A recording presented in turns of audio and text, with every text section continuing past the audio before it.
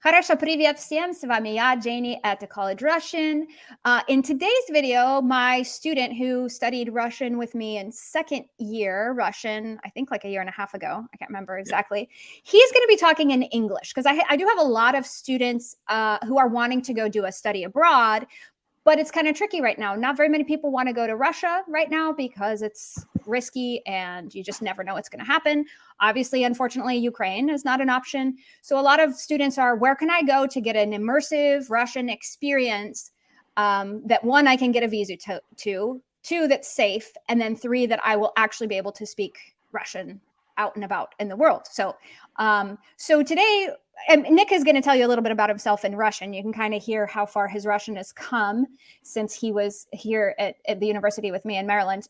His Russian, I will vouch for him, has gotten amazingly, like so much better. So that semester was very beneficial for you. So he's going to tell you a little bit about himself in Russian, and then we're just going to discuss the pros and cons and the nitty-gritty of this study abroad that he did in Latvia. So, хорошо, расскажите немного о себе, Ник. Привет всем, меня зовут Ник, я студент русского языка, я уже изучал русский язык на 3 года.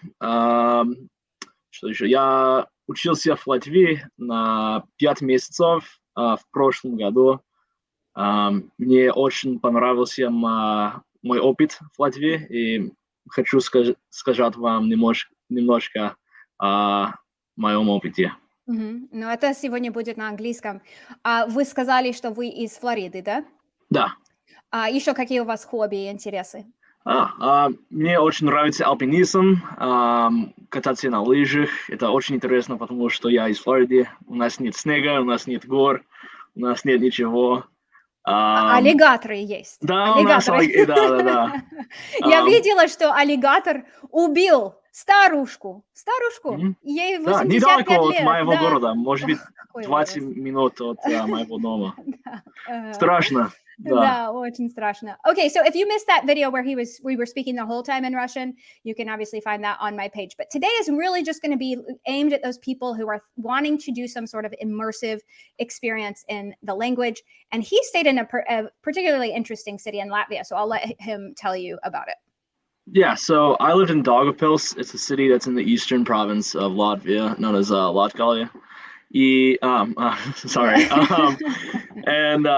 So it's fascinating city because it's a very long history. Latvia too, of just like different empires and countries coming through and staying there for a little while.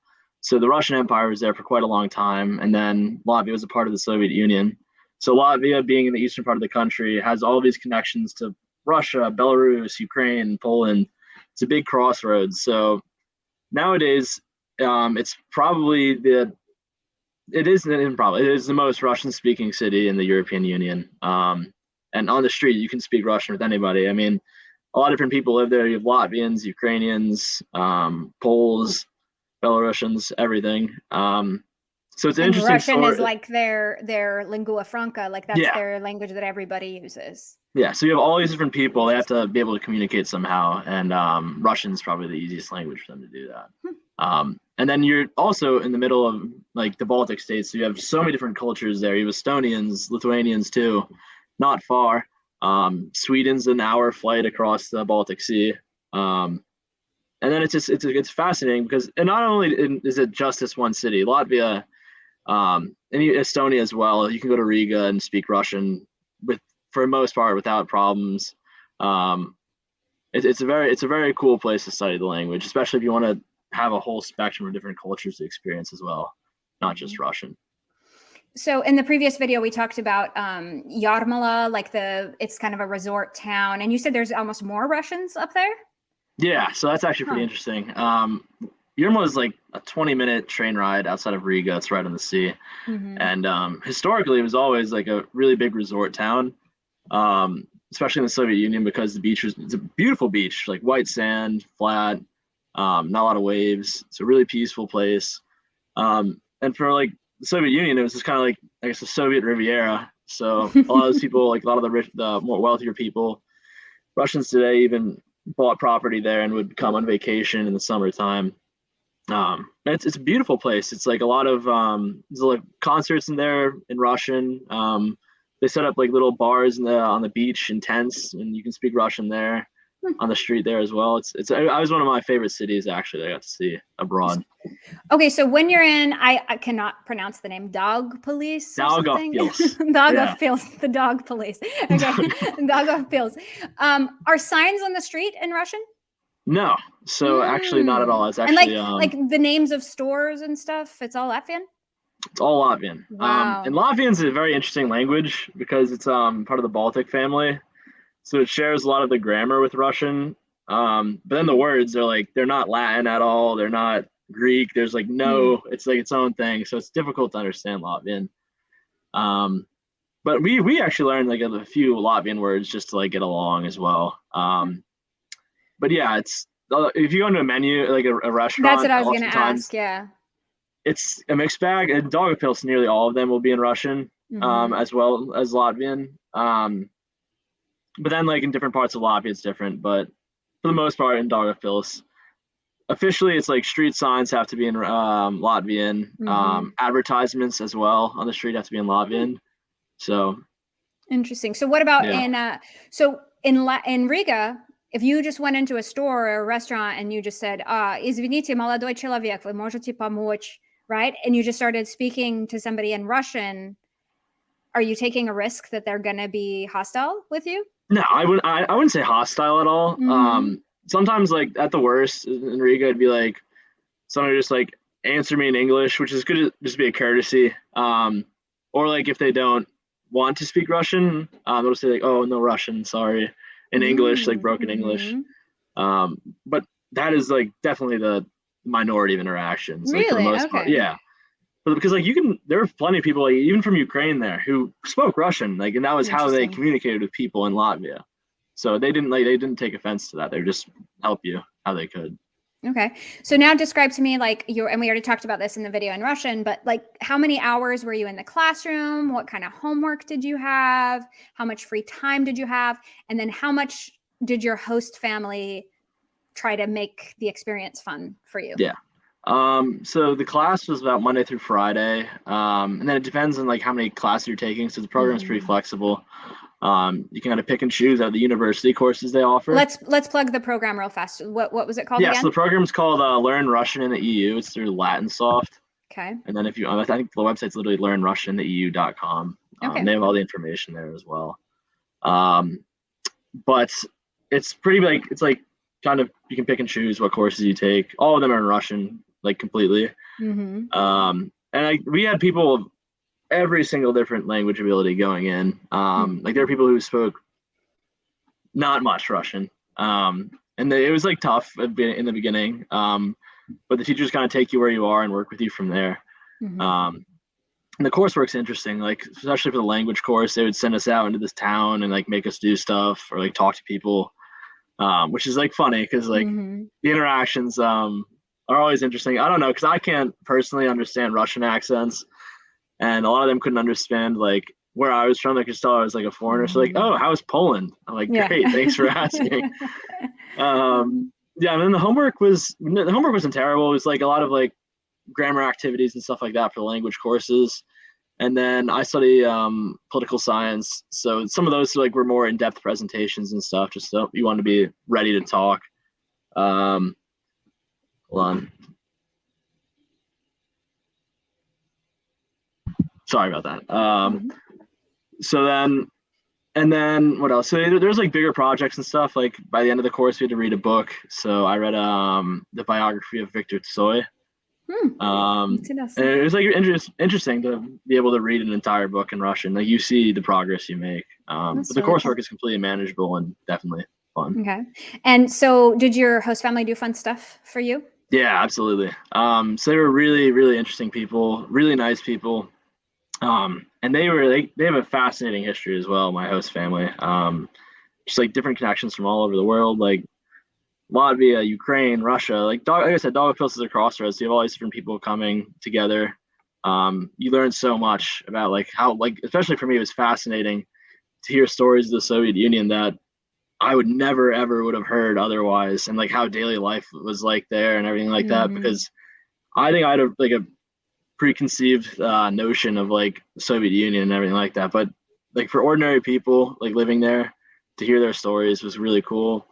And then they were also like a very athletic family, so we would go swimming all the time. My host dad loved to spearfish. He would spear a fish and we would eat it that night for dinner. Mm. We'd go off into the woods and like collect mushrooms and berries. The food there was awesome. Like, so it's different. Like, it was an adjustment curve for me, but it's way more real than our food, I guess I would say. Yeah, for sure.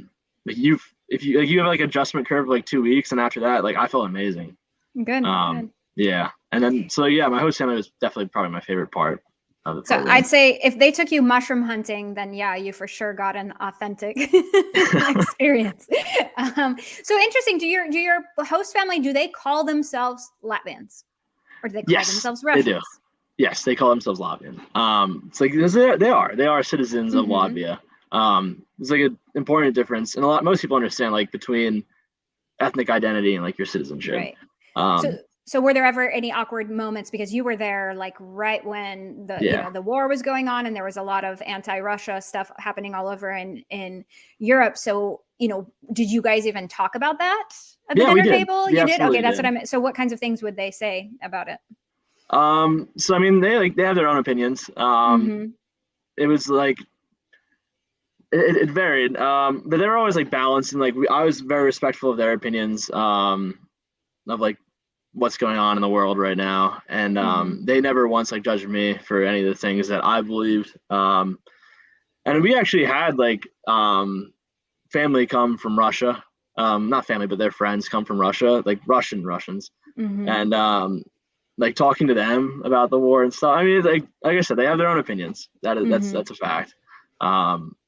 But it's interesting to be able to understand like the perspective of the average Latvian, average Russian, and stuff like that. It's like I can't make any broad extrapolations of that, but it was interesting. And like the situation in general in Latvia was pretty crazy while I was there, because they're doing like with a lot of the monuments and stuff, like the Soviet monuments, concerning like Victory Day in World War II. So there's like a really tall one in like one of the centers of town, and it was actually dismantled while I was there. Wow. So crazy. that was like a big event. There's like a lot of people protesting that and everything. So it was very interesting being able to like witness history. Like, and never once did I feel unsafe because of it. But we live in a historical time and historical things are happening. So.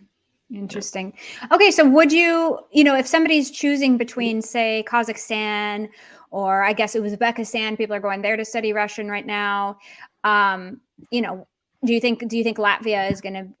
What would be the benefit of choosing Latvia over a different place? Or I don't know if anybody's going to Moscow these days or Russia these days, but do you think that they could get a good education there? Yeah, that's a great question. So I can't really speak for Kazakhstan because I've never been there, or any of the other like Central Asian countries. But I would say that Latvia as a whole has probably like more different people, like more different groups and stuff like that. Like I said, like Poles, Ukrainians, Russians, Latvians. It's such a small country. It's such like a important like intersection of Europe and Eastern Europe. That you have all these groups that like you can learn way more than just Russian and people's experiences. I would also say the culture is probably, like I said, I don't know about Kazakhstan, but probably more familiar to us. Like it's more Western. It's EU, right? Yeah. So, yeah. So like you have also like it's easy, like a lot of the like connections and stuff, like working with like banking and stuff like that, and apps and like all that was fine. It was like super modern, like never had any issues there. Like you can call a taxi for €3 basically from anywhere in the country. Like just for an example, like we were at a snow like a skiing hill in like a blizzard, and you can literally just tap on your phone and have like a bolt is what they call it there in 5 minutes. Wow. So crazy. It was a very developed country, very Western, and I'd say, don't get me wrong, there's plenty of differences, but it's pretty familiar to me as an American. Awesome. Are you still in contact with your host family? Yeah, so I talk to them when I can. Definitely pretty busy here, going back to school and finishing up. But yeah, I talk to them. They're I spent a decent amount of time, like 5 months with them. So Yeah, absolutely. I still talk. It was tough to leave even. I remember there was some tears shed on the way out. Oh, So cute. All right. Well, awesome. Thank you. That's very insightful because I do know a lot of people are wanting to go, they want to get that experience. And let's face it, Brighton Beach, New York City is not the prettiest place to go for a Russian experience. So we will leave the link down to that program that Nick studied and we'll put it in the description box. I hope that everybody found that interesting. Спасибо вам, Nick, большое. И спасибо. Конечно, надеюсь, пожалуйста. увидимся где-то в университете когда-нибудь. Хорошо. Да. Это Удачи. все. До свидания.